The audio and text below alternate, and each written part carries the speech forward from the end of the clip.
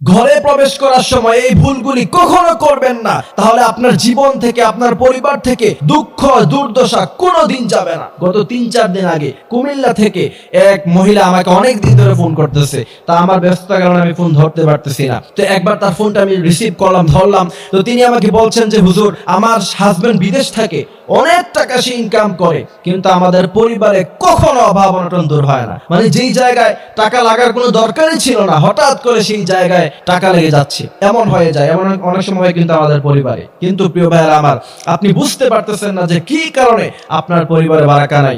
অনেকে বলে যে হুজুর 70,000 টাকা আমার মাসিক বেতন, কিন্তু এই টাকা দিয়ে আমি তো পরিবারে চলতে পারি না, শেষ পর্যন্ত আমাকে হাওলাত করে ধার করে চলতে হয়। কারণ কি? রাসূল কারীম সাল্লাল্লাহু আলাইহি ওয়াসাল্লাম বলেছেন বিভিন্ন কারণে তোমাদের ঘর থেকে বারাকা উঠে যায়। তার মধ্য থেকে আমি 3টি কারণ আজকে আপনাদের সামনে উল্লেখ করব। প্রথম নাম্বার ভুল হচ্ছে, আপনি যখন ঘরে প্রবেশ করবেন, ঘরে প্রবেশ করার সময় যদি আপনি সালাম না দিয়ে প্রবেশ করেন, মনে রাখবেন তাহলে আপনার সেই ঘর থেকে কখনো দুঃখ দুর্দশা যাবে না। কারণ হচ্ছে রাসূল কারীম সাল্লাল্লাহু আলাইহি ওয়াসাল্লাম বলেছেন, ঘরে প্রবেশ করার সময় যদি কেউ সালাম দিয়ে প্রবেশ করে, সেখান থেকে শয়তান দূরীভূত হয়ে যায়, আল্লাহর রহমত সেখানে নাজিল হয়ে যায়, ফেরেশতারা সেই ঘরের মধ্যে ঢুকে যায়, ফেরেশতারা সেই ঘরের মধ্যে চলাচল শুরু করে দেয়। সুবহানাল্লাহি ওয়া বিহামদিহি সুবহানাল্লাহিল আযীম। এইজন্য প্রিয় ভাইয়েরা আমার, ঘরে প্রবেশের সময় অবশ্যই সালাম দিয়ে প্রবেশ করব।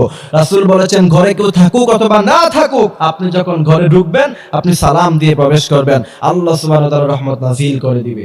সুবহানাল্লাহি ওয়া বিহামদিহি সুবহানাল্লাহিল আযীম। দ্বিতীয় নাম্বার, ঘরের দরজা বন্ধ করার সময় আউযু বিল্লাহি মিনাশ শাইতানির রাজিম পড়ে তারপর ঘরের দরজা বন্ধ করবেন। তার কারণ হলো, আমরা সাধারণত ঘরের দরজা বন্ধ করি, চোর ডাকাত আমাদের ঘরে ঢুকতে পারে না, শয়তান কিন্তু ঠিকই ঢুকে। রাসূলের হাদিস থেকে নেন, যদি আপনি ঘরের দরজা বন্ধ করার সময় আউযু বিল্লাহি মিনাশ শাইতানির রাজিম পড়েন সাথে সাথে, তাহলে চোর ডাকাত যেমন আপনার ঘরে ঢুকতে পারবে না, শয়তান এবং জিন্নাতও আপনার ঘরে ঢুকতে পারবে না। সুবহানাল্লাহি ওয়া বিহামদিহি সুবহানাল্লাহিল আযীম। আর এই আমলটি যদি আপনি নিয়মিত করেন, ইনশাআল্লাহ আপনার ঘর থেকে দুঃখ দুর্দশা চিরতরে বিদায় হয়ে যাবে। আর যদি না করেন, তাহলে শয়তান নিয়মিত আপনার ঘরে থাকবে, আপনার ঘরে নিয়মিত জিন্নাতরা থাকবে, আর সেই ঘরের মধ্যে বালা মুসিবত লেগেই থাকবে। কারণ যেই ঘরে রহমত নাই, যেই ঘরে ফেরেশতা নাই, সেই ঘরে বালা মুসিবত থাকবে, এটা স্বাভাবিক কথা, ঠিক কি না? এই জন্য প্রিয় ভাইয়েরা আমার, আমরা ঘরের দরজা বন্ধ করার সময় অবশ্যই আউযু বিল্লাহি মিনাশ শাইতানির রাজিম পড়ব। তৃতীয় নাম্বার ভুল হচ্ছে, ঘরের মধ্যে আমাদের অনেকের ওয়াশরুম আছে, অ্যাটাচড বাথরুম আছে, আছে না নাই? বেশিরভাগ শহরের ঘরে, এখন তো অবশ্যই গ্রামেও অ্যাটাচড বাথরুম ইউজ করে মানুষ।